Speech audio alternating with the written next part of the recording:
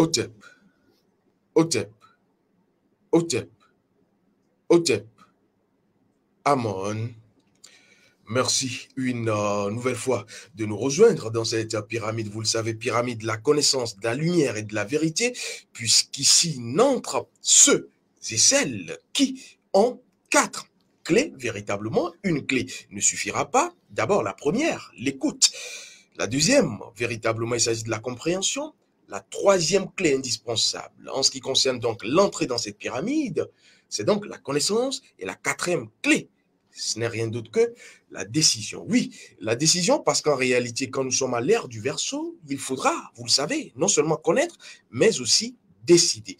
Et puisque je le dis, en ce qui concerne cette décision, je vais véritablement passer à ce que j'appelle les libations cérémonielles verbalisées, témoignages de notre reconnaissance et de nos gratitudes à nos ancêtres qui nous reconnaissent, d'une fille et d'un fils du continent de Kama, reconnaissance à eux et à elles, ainsi qu'aux manes ancestrales.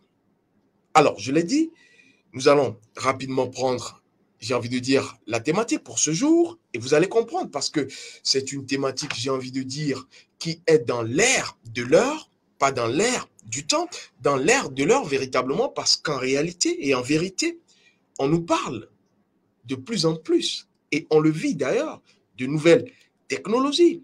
On nous parle de plus en plus, et on le vit d'ailleurs, de quoi? De réseaux sociaux.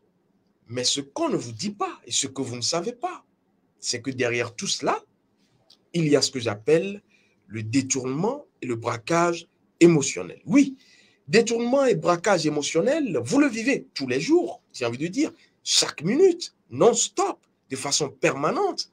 Et on est dans cette pérennisation, j'ai envie de dire, de ces détournements et braquages émotionnels, simplement parce que vous avez fait quoi? Valider. Vous allez comprendre tout à l'heure ce pourquoi je le dis, mais d'abord, j'ai envie ici et maintenant de commencer par vous faire remarquer quelque chose, c'est que quand on parle de nouvelles technologies, tout ce qui est nouveau, tout ce qui est dans l'ère du neuf, a tout à voir, pour mieux le comprendre, à ce qu'on va appeler le néthir ou encore la divinité, ancestralement parlant, Nephthys. Nephthys qui va être ce qu'on va appeler, ancestralement parlant de toute façon, Nept-et, ou encore Nept-out. Nephthys qui est la sœur d'Isis, qui donne la vie. Mais Nephthys, parlant de tout ce qui est nouveau, va être également la déesse protectrice des morts, ou encore la maîtresse du château. Tout cela, c'est de façon imagée. Je vais vous ramener véritablement dans la forme simplifiée des choses. Nephthys, c'est elle qui, après qu'Isis donne la vie, la Eka, la magie donne la vie, c'est elle, Nephthys, qui va rendre la vie et faire quoi ensuite? Passer à la Renaissance. Vous avez, à chaque fois qu'on parle de nouveau, de nouvelles, de news, là quoi, j'ai envie de dire, le symbole, le rituel de la Renaissance à faire. Tout ce qui est nouveau, tout ce qui est nouvelle technologie, il y a quoi là-bas? Il y a mort, renaissance et naissance. Vous devrez le faire automatiquement, sinon vous serez, j'ai envie de dire, mis à l'écart. Et c'est ce que d'ailleurs les nouvelles technologies nous font voir tous les jours. On nous parle de mise à jour, on nous parle d'actualisation. Mais est-ce que vous comprenez le mystère derrière? Si vos portables, vos téléphones, vos gadgets électroniques vont s'actualiser tous les jours et donc vont être dans le rituel, dans le rite, dans la cérémonie de Nephthys, parce que tout cela est parti de là, vous qui allez utiliser cela, est-ce que vous êtes dans le rituel, dans l'harmonie, dans la danse nephtique, j'ai envie de dire, pour qu'on parle de Nebhet ou encore de Nebhut Nephthys. Donc, quand je vous dis que j'ai quelque chose de neuf, sachez que tout ce qui est neuf a quelque chose de mort et a quelque chose de rené. Parce que c'est de ce qui est mort qu'on va aller à quoi? À la vie rendue et ensuite à la renaissance. Je vais fermer cette petite parenthèse pour vous dire, et cela en ce qui concerne les généralités, qu'en réalité, vous devrez faire attention à tout ce qui est nouveau, à tout ce qui est mode, à tout ce qui est dans l'air, on vous le dit, du temps, mais le sachant dira dans l'air de l'heure. Parce qu'il y a Chorus qui vous rendra heureux, comme je le dis, la magie orienne. Alors, vous vous faites braquer, comme je vous le dis, tous les jours. Vous vous faites détourner, comme je vous le dis, tous les jours. Que fait? Vous n'en avez pas idée. Vous n'imaginez pas à quel point vous vous faites non seulement détourner, braquer, mais dévitaliser énergétiquement. Et je l'ai longuement dit dans plusieurs rencontres dématérialisées que nous avions eues, qu'en réalité et en vérité, il y a autant de smès que de cheveux sur la tête, même si j'en ai pas. Il y a autant de smès que de poils sur le corps. Est-ce que vous arrivez à compter les poils de votre corps, les cheveux de votre tête? Alors, les smès, c'est quoi? Les systèmes malsains et grégoriques de subtilisation de toutes vos énergies. Alors, nous parlons ce soir de la Troisième Guerre mondiale. Je vous dis qu'elle a commencé. Nous allons parler des nouvelles technologies et des réseaux sociaux et je vais vous dire pourquoi vous deviez éviter le détournement et le braquage émotionnel. Alors, avant de pouvoir plonger dans cet univers, parce que c'est un univers, c'est un monde qui contient des mondes, avant de pouvoir plonger là-dedans, j'ai envie de vous poser cette question. Est-ce qu'on est en guerre? Certains diront oui, parce qu'on vous a fait voir à travers télévision, à travers nouvelles, on retombe dans la nouvelle et donc dans le rite neptique. On vous a donc fait avoir cette nouvelle de ce qui aurait une guerre physique existentielle. Alors, oui, sur ce point, réellement parlant, vous n'avez pas tort. Mais en réalité, vous n'avez pas tort, mais en vérité, vous avez tort parce que la guerre, comme vous la voyez, n'est pas ce que l'arcaniste va voir en vérité. Parce que la guerre, oui, elle est réelle, mais la guerre n'est pas vraie. Parce qu'en réalité, la guerre n'est pas vraie simplement parce que la guerre a une raison d'être. La guerre vous amène à l'équilibre. Alors, là, nous tombons véritablement des nues pour ceux qui sont dans une logique logistique, j'ai envie de dire, parce qu'on nous a souvent dit et on nous a souvent fait croire que la guerre est néfaste. Et là, c'est ce que je vais encore appeler la plus grande supercherie scientifique. Oui, c'est une supercherie. Ça dépasse le cadre du mensonge. Nous sommes dans une supercherie scientifique. Je ne sais pas orchestrée par qui, ne me posez pas la question. Parce qu'en réalité, ce qu'on va appeler la guerre, quand vous comprenez ce que c'est que la guerre, véritablement, vous comprenez le principe et vous vous rendez compte que la guerre n'est pas néfaste, que la guerre, en réalité, quand on me dit qu'elle n'est pas bonne, c'est faux. Je ne dis pas qu'il faut faire la guerre pour faire la guerre, mais je parle de la guerre prise dans son essence, avant qu'elle soit existentiellement perçue. Et donc, la guerre, j'ai envie de vous dire qu'elle est nécessaire. Ne me tirez pas de toute façon dessus. Hein. La guerre, je vous dis qu'elle est nécessaire. Elle est dans l'air de l'heure. Parce que quand il y aura des équilibres, ce que vous allez appeler Dieu ou la nature va avoir besoin de Satan ou de Seth pour rééquilibrer l'ordre divin ou l'ordre naturel. Et c'est ce que vous allez appeler quoi? La guerre. Alors, je vous dis ici que chaque guerre est non seulement nécessaire, mais chaque guerre est en réalité et en vérité un rééquilibrage énergétique. Voilà le mot, voilà l'expression. Et si vous ne le prenez pas ainsi, vous n'allez pas sortir de la guerre. Parce que la guerre n'a qu'une seule source, une seule origine, l'identité. La crise identitaire vous amène à des crises situationnelles qui vont créer des crises événementielles, qui vont créer des crises catastrophiques et ensuite ce que vous appelez la guerre.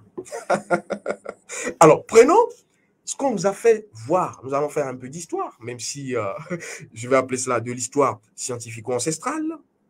La Première Guerre mondiale. Nous avons eu jusqu'ici 2 grandes guerres mondiales. La Première Guerre mondiale, de 1914 à 1918, nous étions dans la Première Guerre mondiale. La Deuxième Guerre mondiale, vous le savez, de 1939 à 1945, On nous a parlé de Deuxième Guerre mondiale. Alors, la Troisième Guerre mondiale, certains ont pensé qu'elle devrait être déclenchée il y a quelques semaines ou peut-être aujourd'hui parce que ces grands messieurs de la planète, on va le dire ainsi, menacent ou font croire qu'ils vont appuyer sur un bouton et quoi, on nous parle de nucléaire et autres. Alors, je vais vous dire qu'il n'en sera rien, simplement, et là c'est l'arcaniste qui parle, hein, simplement parce que la Troisième Guerre mondiale que vous attendez, elle a commencé depuis, tenez-vous bien, le 11 novembre 1991. Et je vais vous dire que cette guerre ne va pas durer que 3 ou 4 années, comme pour les deux précédentes. Cette guerre sera la plus dramatique et la plus longue, tenez-vous bien. Pourquoi? Parce que ce n'est plus une guerre physique, c'est une guerre de l'esprit. Et donc, une guerre de l'esprit, si vous n'avez pas les armes spirituelles, vous ne pourrez pas, j'ai envie de dire, l'affronter. Et pour pouvoir l'affronter, il faudra être aguerri. Voilà le mot. Pour pouvoir guerroyer. Parce que la guerre va vouloir rééquilibrer énergétiquement les choses, parce que l'évolution est inévitable. L'évolution, que ce soit de l'espèce, que ce soit de la nature, tout évolue. Et donc, l'évolution, ce n'est qu'un rééquilibrage énergétique.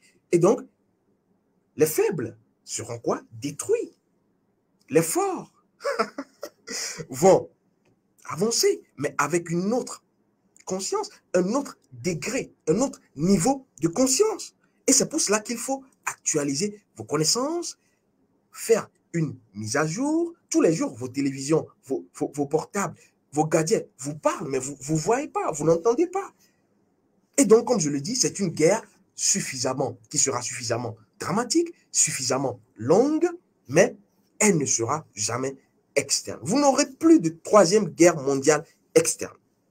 Il n'y aura jamais de cette guerre. Troisième guerre mondiale externe, il n'y en aura pas. Et je vais vous expliquer pourquoi. Et quand on parle du 3, vous comprenez, vous le savez désormais, que je parle souvent de la trilogie magique, trinaire, ternaire, du 3, qui est, j'ai envie de dire, un chiffre formidablement formidable, qui va vous renvoyer, j'ai envie de dire, à la magie osirienne.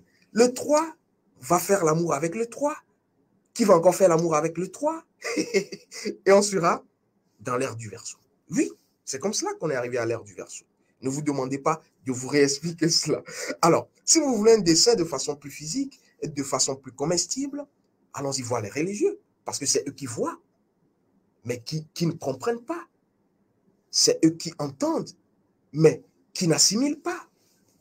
De l'autre côté, je vais vous faire voir cela et j'espère que vous allez comprendre. On nous a parlé, je vous ai parlé du 3, du Père, du Fils et du Saint-Esprit.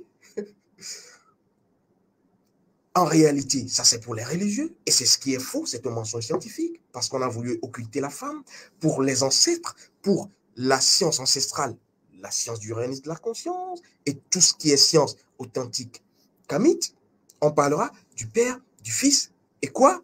De la Mère. Ça c'est pour les ancêtres. Parce qu'en réalité, j'ai envie de vous dire, si vous avez compris cela, que la Première Guerre mondiale, 1914-1918, nous étions dans la guerre du Père. 1900 quoi? 39-45, nous étions dans la guerre de qui? Du Fils. Et maintenant, depuis le 11 novembre, comme je vous l'ai dit, 1991, date fortement symbolique, nous sommes rentrés de plein pied, même s'il va y avoir une transition de 21 années, de plein pied dans la guerre du Saint-Esprit pour les religieux, dans la guerre de la femme pour les ancêtres, dans la guerre de ce qu'on va appeler lunaire. Vous parlerez de sorciers négatifs, oui, ce n'est pas faux. Dans la guerre de ce que je vais appeler Ève, qui a justement été trompée par qui? Le serpent dans quel jardin? Je ne sais pas trop. Dans la guerre de ce qu'on va appeler du sexe, de Seth, de Satan, et qui n'est pas loin de la guerre de l'âme. Oui, parce que quand on parle de l'esprit, j'ai envie de dire, l'âme n'est que la messagère de l'esprit. Et donc, nous sommes dans la guerre de l'esprit et donc de l'âme depuis le 11 novembre 1991. Et donc, ici et maintenant, j'ai envie de vous dire que nous sommes de plus en plus atterrés par les situations, simplement parce qu'en réalité, en vérité, nous n'avons pas encore compris que la Troisième Guerre mondiale, oui, nous sommes en guerre, oui, mais ne le voyez pas extérieurement, tout se passe en vous. On a tout traficoté pour vous, j'ai envie de dire, assassiner. Vous allez comprendre. Alors, si vous voulez mieux comprendre cela, allez-y questionner, parce que je vous ai dit qu'on va faire ce soir de l'histoire scientifico-ancestrale. Pas de la mathématique scientifico-ancestrale. De l'histoire scientifico-ancestrale. Parce que toute histoire physique renvoie à une histoire métaphysique. Toute histoire métaphysique aura cours dans le physique. Ça, il faut le garder. Ce qui est en haut est comme ce qui est en bas. Ce qui est en bas est comme ce qui est en haut. Questionnez Hermès Trismégisте, même si c'est un nom d'emprunt, on parlera de Djéouti. Alors, pour comprendre tout cela et toute cette machination derrière, allez-y donc questionner, et on va le faire ensemble, ne vous méprenez pas. Allez-y questionner véritablement les trois causes, encore trois, voilà, les trois causes de la Première Guerre mondiale. Alors, quand vous allez questionner les trois causes véritablement qui ont entraîné la Première Guerre mondiale, qui ont entraîné la Première Guerre, j'ai envie de dire, atomique, atomique, je dis, et on vous a parlé d'atomique, véritablement, allez questionner. La Première Guerre mondiale, on vous a parlé de guerre atomique, nous sommes dans l'aîné, nous sommes dans l'énergie matricielle. Et donc, si vous comprenez véritablement ce qui s'est passé là, vous comprenez tout le reste et vous maîtrisez tout. Alors, quelles ont été les trois causes de la Première Guerre mondiale? On vous a parlé premièrement de quoi? D'un assassinat. Il faut garder cela à l'esprit. Assassinat de qui? D'un héritier qui s'appelait François Ferdinand. 2F. François Ferdinand, qui était qui? Un héritier royal, héritier du trône royal. Et là, on va parler de l'Autriche, de la Hongrie. Ce n'est pas ce qui va intéresser l'arcanisme. Ce qu'on retient, qu'il faut souligner de trois traits, c'est l'assassinat. Deuxième cause, comme nous avons évoqué, il y a eu quoi? Des blocs. Deux blocs d'alliance. Il y a eu véritablement triple alliance. Et ensuite, on a eu quoi? La triple entente. Waouh! On vous berne véritablement, hein?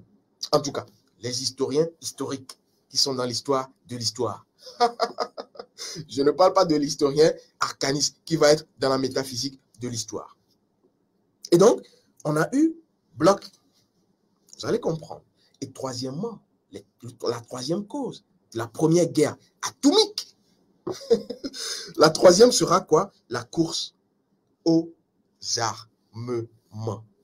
Oui, c'est ce qui a été la troisième dernière cause qui va précipiter tout. Et vous allez comprendre. Quand maintenant on va retourner dans l'histoire légendaire, ancestrale, et on parlera de mythologie de l'Égypte ancestrale, vous allez comprendre que tout est parti de là. L'assassinat, on nous parlera de quoi? D'Osiris, qui a été quoi? Noyé. Assassiné, oui, par qui? Seth, qui a fait un complot en ce qui concerne donc cette invitation. On a eu véritablement ce sarcophage, et on l'a mis, et voilà, dans le Nil. Voilà, ça c'est ce qu'on sait. Et donc, l'assassinat physique, première cause de déclenchement de la guerre atomique, l'assassinat, oui, on va le dire, osirien, d'Osiris, mort, noyé. Deuxième cause, physique, on nous a parlé de quoi? Bloc, alliance, triple alliance, triple entente. Oui. La deuxième cause, métaphysique, c'est quoi? Osiris, après être tué, a été quoi? Décapité, découpé. Et quand on parle de bloc, d'alliance, imaginez cela, c'est toujours la décapitation, le découpement. C'est ce qui s'est passé physiquement. Et c'est ce qui s'était encore passé métaphysiquement. Alors, troisième étape. Physiquement, on nous a parlé de quoi? La course aux armements. Alors, l'arcaniste voit qu'en réalité, c'est le troisième état, l'état ternaire osirien, puisqu'après avoir été décapité, il a été ressuscité par quoi? Par la Eka de son épouse, et sera en même temps Isis, la magie isiaque. Et nous tombons donc dans le troisième état. On parlera de course aux armements du côté physique, et de ce côté, on nous parlera d'Osiris. Quoi? Souverain, juge des morts. Alors, pour être souverain, il faut avoir quoi? Il faut avoir les armes. Quand vous avez les armes, vous avez pris votre arme, vous avez décidément et définitivement, j'ai envie de dire, le pilier qui a été implanté en ce qui concerne Sénèbres, la canne ancestrale, vous devenez souverain. Et je viens donc de vous faire comprendre la machination derrière ce qui va être véritablement ce qu'on va appeler guerre mondiale. Alors, si vous avez compris cela et que vous comprenez finalement qu'après les deux, le troisième point, en réalité, c'est la guerre spirituelle, celle dans laquelle nous sommes et qui a commencé depuis, comme je vous l'ai dit, le démarrage de l'ère du Verseau, le 11 novembre 2000, et je dis 2000, 1991, vous avez une partie, j'ai envie de dire, de la connaissance qui vous permet de percer ou de déchirer le voile de l'illusion dans laquelle on nous a plongé. Parce que oui, pour pouvoir se réveiller de ce rêve cauchemardesque, il faudra reprendre les trois étapes et les reprendre quoi? À l'envers. Je vais vous l'expliquer. Parce que l'assassinat spirituel dont je parle et qui est véritablement l'assassinat qui a entraîné tout ce qui va se passer à l'ère du Verseau, puisqu'on a parlé de l'assassinat physique, je vous ai parlé donc de l'assassinat métaphysique, je vous parle ici et maintenant de l'assassinat dans lequel nous sommes. Donc on a quitté quoi? Le physique, on a allé au métaphysique, et donc nous sommes dans l'actuel, passé, présent et futur. Vous pouvez vous retrouver. Actuellement, on a eu un assassinat. Tenez-vous bien, l'assassinat spirituel, puisque nous sommes dans une guerre spirituelle métaphysique, assassinat de quoi? De votre conscience. Votre conscience a été assassinée.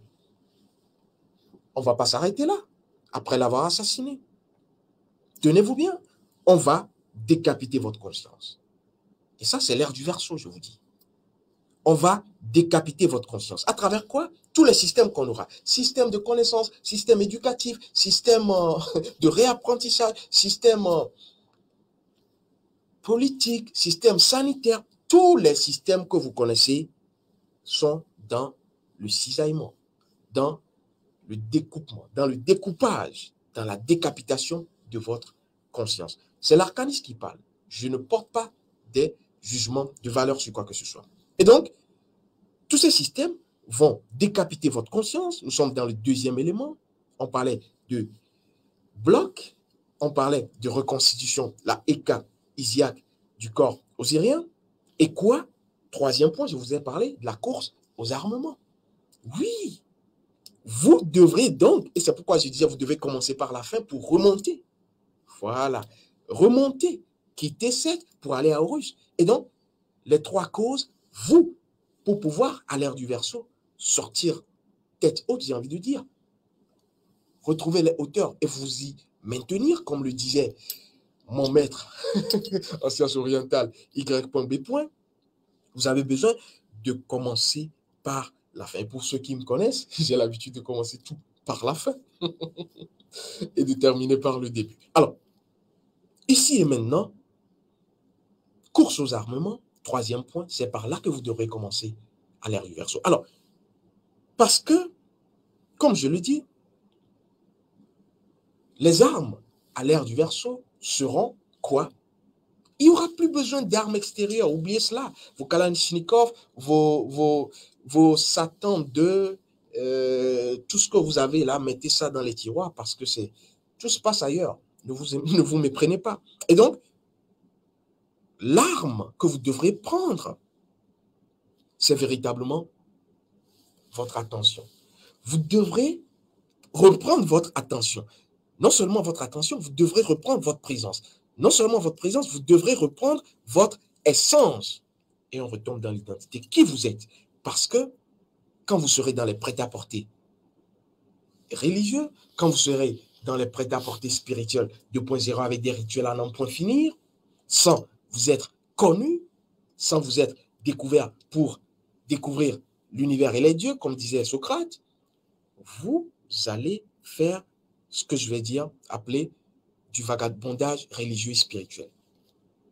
Il n'y a que la spiritualité, et encore laquelle, parce qu'il y en a aujourd'hui plusieurs, même si la spiritualité est unique, la spiritualité ancestrale kamite de Kama qui pourra vous permettre de récupérer non seulement votre attention, mais également votre présence et surtout votre essence.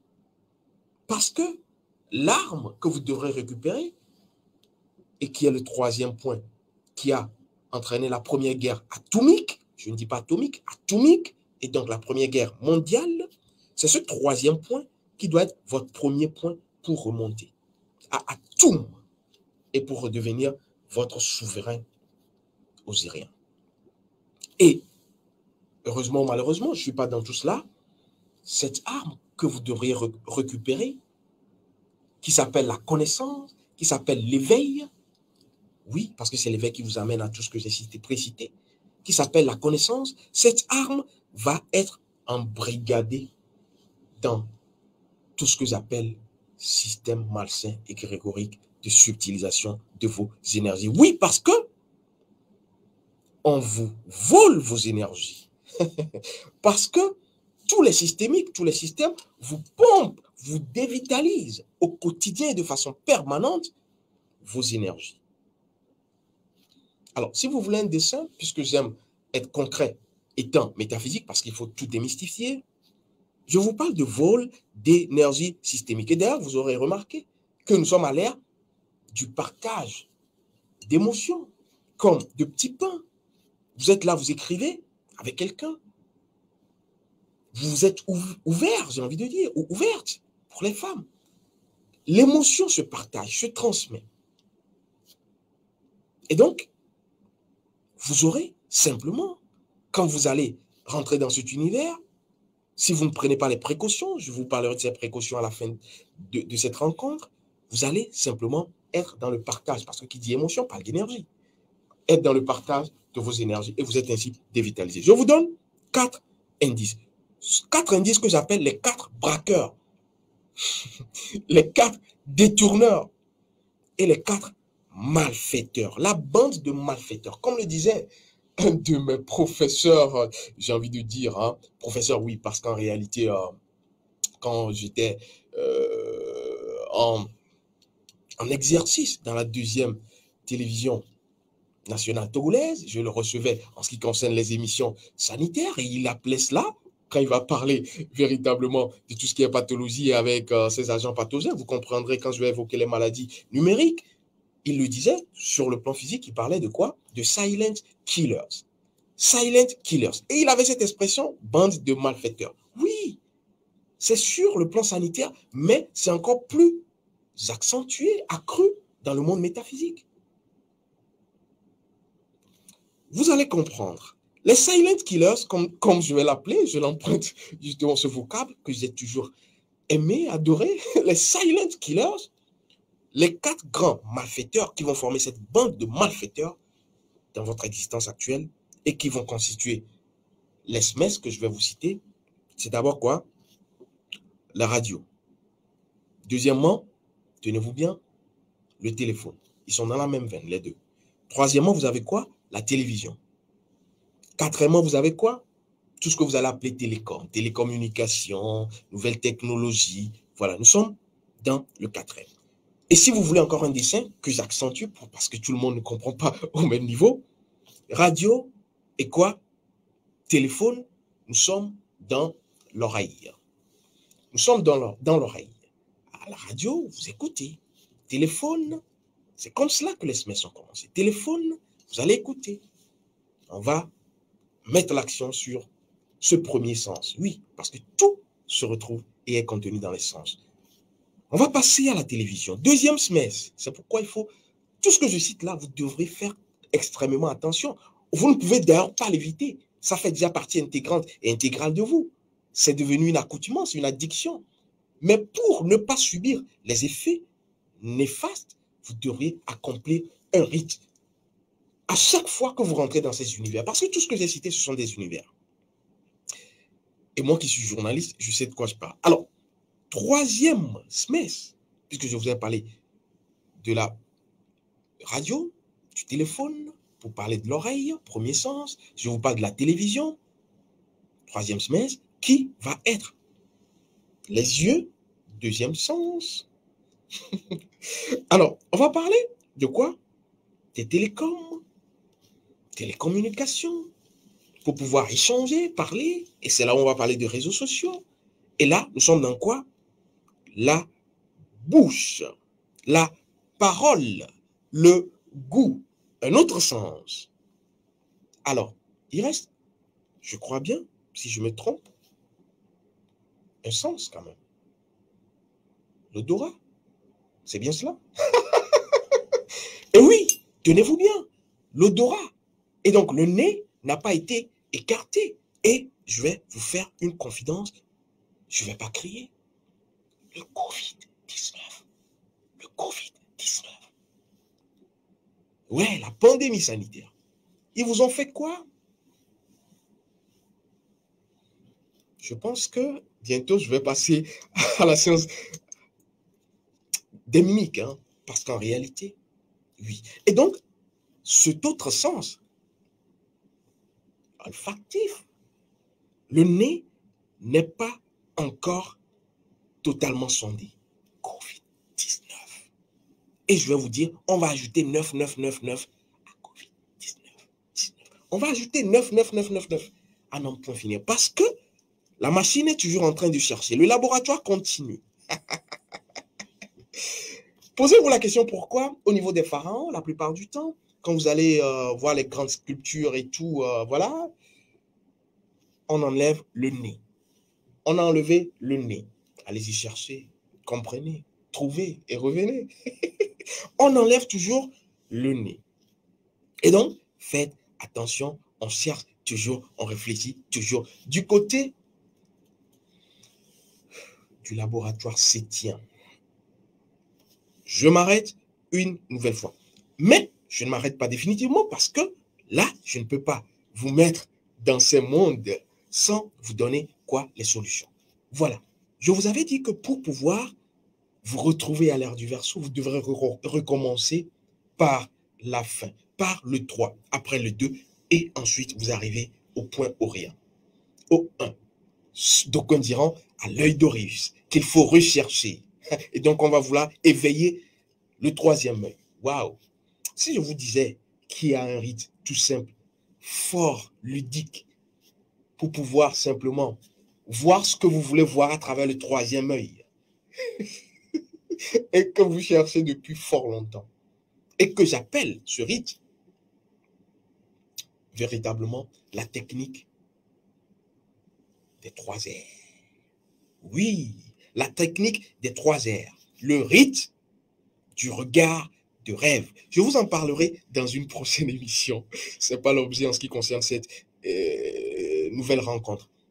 La technique des 3 R, ou encore ce que j'appelle le visage kamique ou de kama, vous permet, quand vous l'avez, vous l'appropriez, de pouvoir rentrer dans tous ces mondes que je vous ai cités. Vous rentrez, vous ressortez, vous rentrez, vous ressortez. Et gare au premier semestre qui va vouloir vous dévitaliser. Parce que Kama est assis sur la toum. Alors, rapidement, je vous donne les solutions. Vous devriez, et d'ailleurs, avant de commencer par donner cette solution, il faut que je vous fasse comprendre et entendre cette phrase, cette double phrase, parce que les deux sont intimement liés, qui m'ont été servis de l'autre côté, dans le métaphysique, lors d'une autre exploration quête métaphysique. On ne peut ouvrir les yeux de celui qui les a fermés volontairement. Première phrase, sacrée, secrète et consacrée. Deuxième, en ce qui concerne ce couple, on ne peut trouver ce qui est perdu que là où il a été perdu. Ou encore, on ne peut rechercher une chose perdue que là où elle a été perdue. Méditez, contemplez la phrase et la seconde. Alors, ces deux phrases vous renvoient aux yeux. Je ne vais pas avancer de peur de ne pas dévancer les ancêtres. Alors, vous avez donc à faire quoi? Les trois étapes, vous les connaissez. On recommence du 3, 2 et on retombe au 1. Troisième course, au réarmement. Je le dis, j'en souris. Vous devrez donc aller trouver votre arme. Oui, votre arme. Et l'arme, c'est quoi? C'est la connaissance. C'est l'identité. Et comme je vous l'ai dit, la connaissance ne suffisant plus, vous avez l'impérieuse nécessité ou obligation d'aller à la pratique de la connaissance pour être actualisé, pour être mis à jour. Et d'ailleurs, je vais rendre ici et maintenant hommage à un ancêtre valeureux, respectable, pilier, Djed, indestructible, inaltérable de Kama, Cheikh Anta Diop. Armez-vous, réarmez-vous de connaissances jusqu'aux dents. On fera une émission sur le secret des dents. Vous comprendrez. Et vous comprendrez que Cheikh Anta Diop a laissé là un arcane. Réarmez-vous de connaissances jusqu'aux dents. Écoutez bien et comprenez. Et donc, après avoir pris vos armes à l'ère du Verseau, c'est-à-dire après être allé à la connaissance, vous devriez pratiquer. C'est pour cela que vous avez besoin de techniques. Je vous le dis, il y aura des situations où vous n'aurez même pas le temps de faire des rituels. Vous n'aurez pas, je vous dis, le temps d'accomplir, oui, je prends ceci, je fais ceci, je mets ceci. Vous n'aurez pas ce temps à l'ère du Verseau. Tout doit être plus simple. Trouvez la technique la plus simple. Et vous savez quoi? Parce que si vous êtes dans une situation, vous avez besoin de réunir les ingrédients pour faire un rituel, vous ferez quoi? Mal à vous, hein? Je ne vous envie pas. Parce qu'en réalité, dans cette situation, c'est là où vous avez besoin d'un seul ingrédient rituelique qui ne va jamais vous manquer.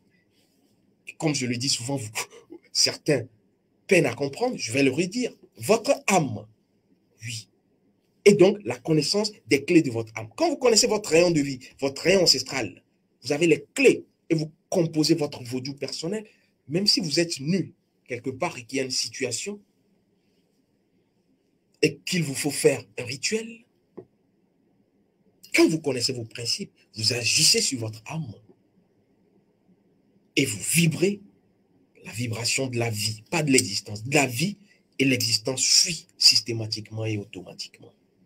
Je viens là de délivrer une clé pour ceux qui peuvent percer le mystère. Et donc, nous avons donc pris la connaissance et la pratique. Nous allons aller à la deuxième étape de l'ère du Verseau en ce qui concerne ce sujet. On nous a parlé sur le plan historique de quoi? Décapitation, bloc, triple alliance, double alliance, machin, qui renvoyait à quoi métaphysiquement chez nos ancêtres? La Eka, la reconstruction, la reconstitution, la résurrection de Osiris. Voilà. Par qui? Isis. Et donc, nous avons parlé de la magie.